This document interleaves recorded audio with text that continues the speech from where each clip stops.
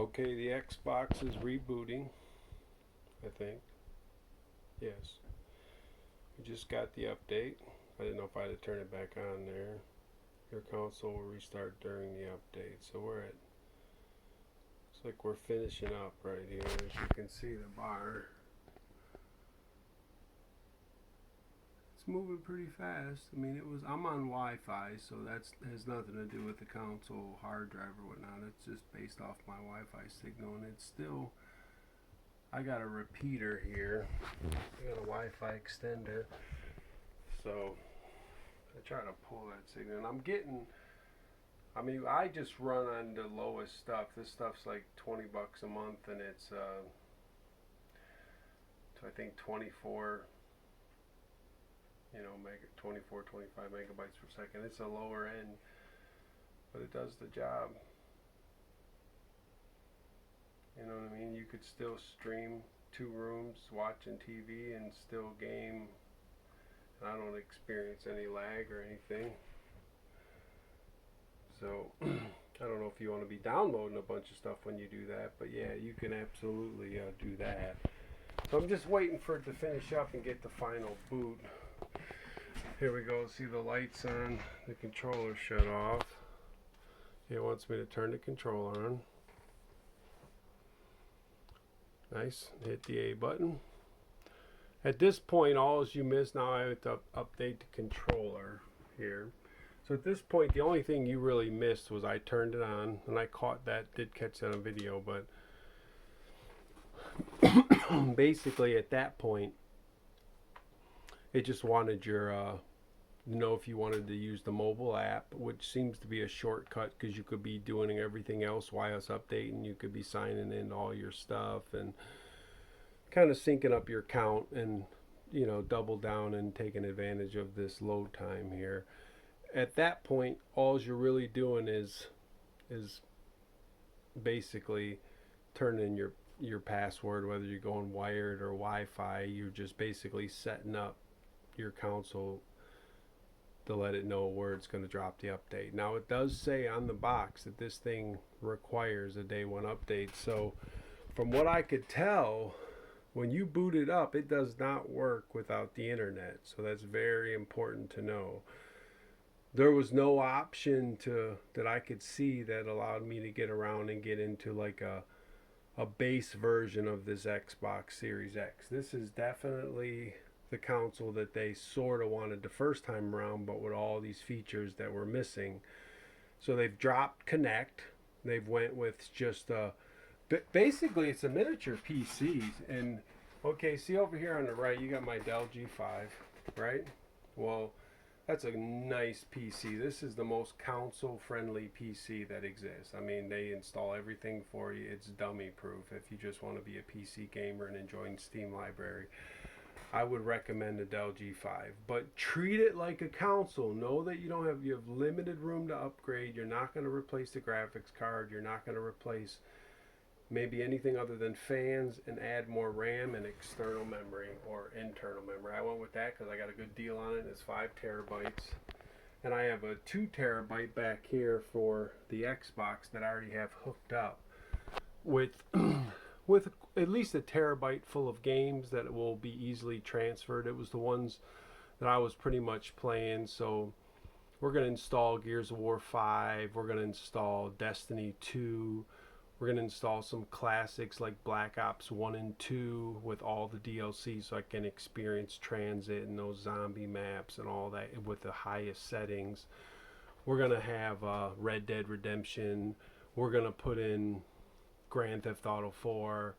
XCOM is at the top of the list, and that's Enemy Within, and the XCOM 2 with the whole entire war chosen update expansion. I mean, that's my favorite franchise, and just to see XCOM at the highest settings with the fastest load times you could hope for, what's not to love? So here's the crazy thing is this is an online console, right? Or at very least you need to get this console to an internet to get the update, and then I'm assuming you could play it offline, but you will need to hook this up to the internet and get that day one update. So So that's kind of like where you're at. Now it's asking me for my email. If you have a Microsoft account, use that here. Otherwise, enter your preferred email or phone number to create a new account. So this is where you, if you're a 360 guy or an Xbox One person, whether it's the S or the X, you would put your account in right here. Now I will do that, then I'll pause this and we'll come back. But basically we're at the point where, yes, if you bought an Xbox Series X, you would want to get this thing to a Wi-Fi or some sort of signal to get the update. That clearly didn't take long. I've got the host set up now, taking my time with a Wi-Fi signal. It didn't take long, under 10 minutes, easily, less than that even, maybe 7-8 minutes. Now here's the wonderful thing about the Xbox Series X or the PS5, and I will get a PS5. This is a PS4 Pro. This is a PlayStation lover. These are PS4 games. Those are Xbox games. So you can see there's more PS4 games. Okay, so I love them both. But I have a lot of 360 games, and this console will preserve those collections. And the crazy thing is it's more powerful than this PC.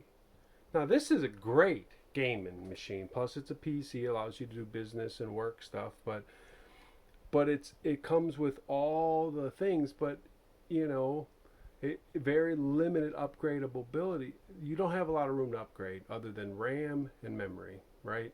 So I love this computer. I love this computer. My first PC is this computer. My real PC. I've had like a giveaway where somebody just hooked me up, but this is my PC. So, and it's my first one. So I love it. And it gives you an opportunity to play that Steam library, which is awesome. But make no mistake, this Xbox is more powerful than this PC. Okay, this is 7 teraflops. And I know you guys heard the teraflop conversation. This is 12. The Xbox is 12. The PS4 Pro is 4. Okay, 4 teraflops. So at that point, when the Xbox X came out, the series or the Xbox One X, that went to 6, right? Because the Xbox was sitting at like 3, and when they made the Series the Xbox One S, it was about 8%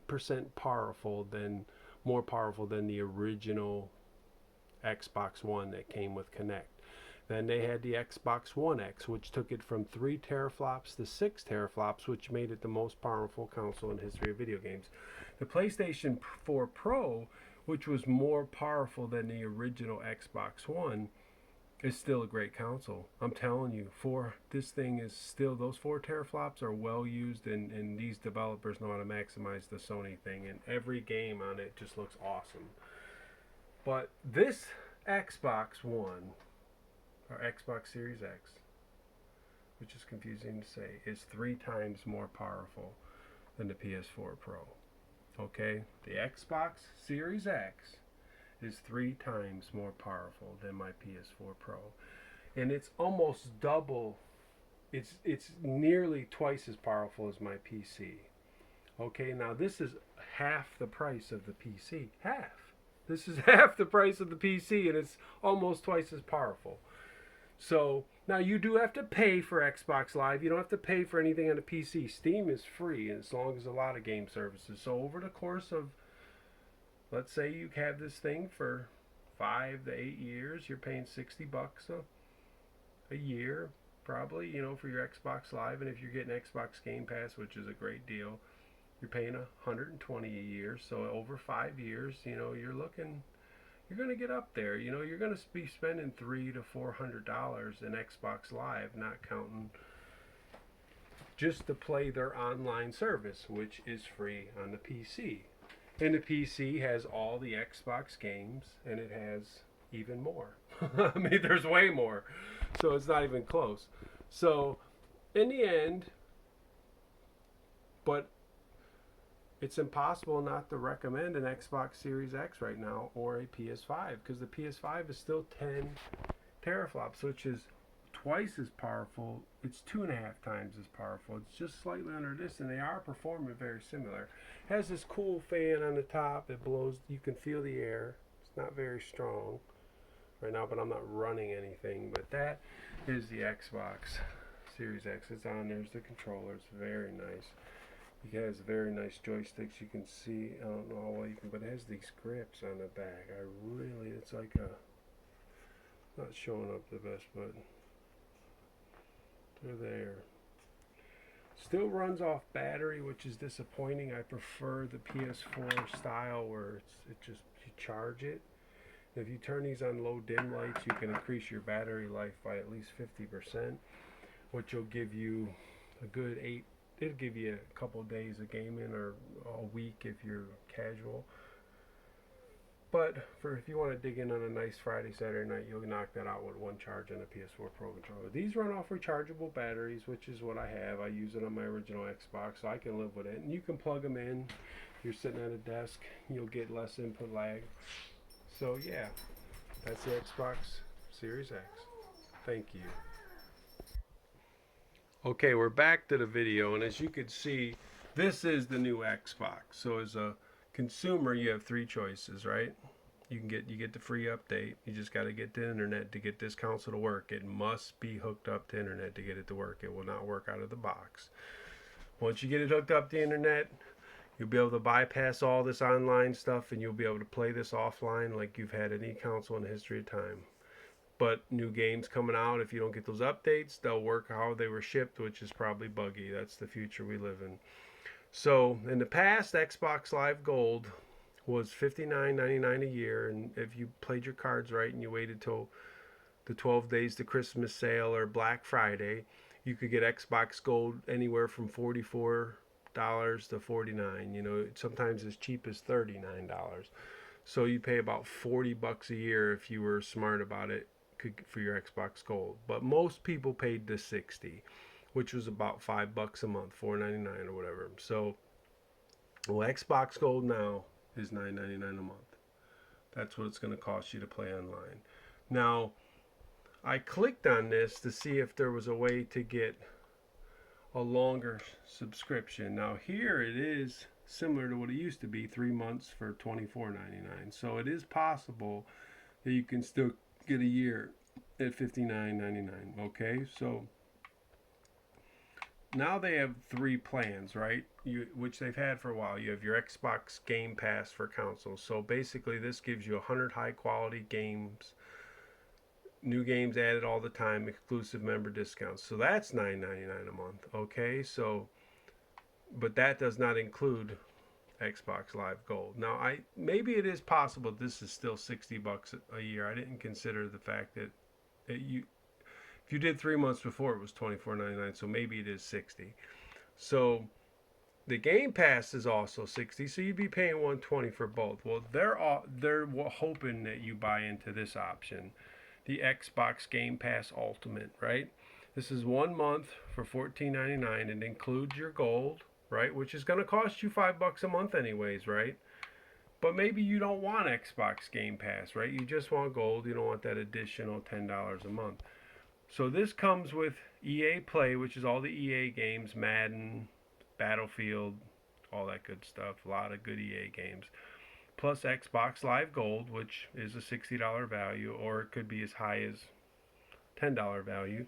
And then you get 100 games, which is everything in Game Pass. Plus, key if you're a PC guy, you also get all those games on your PC. So you'd be able to play them on your PC, you'd be able to play them on your Xbox PC, and you would get the Xbox Gold.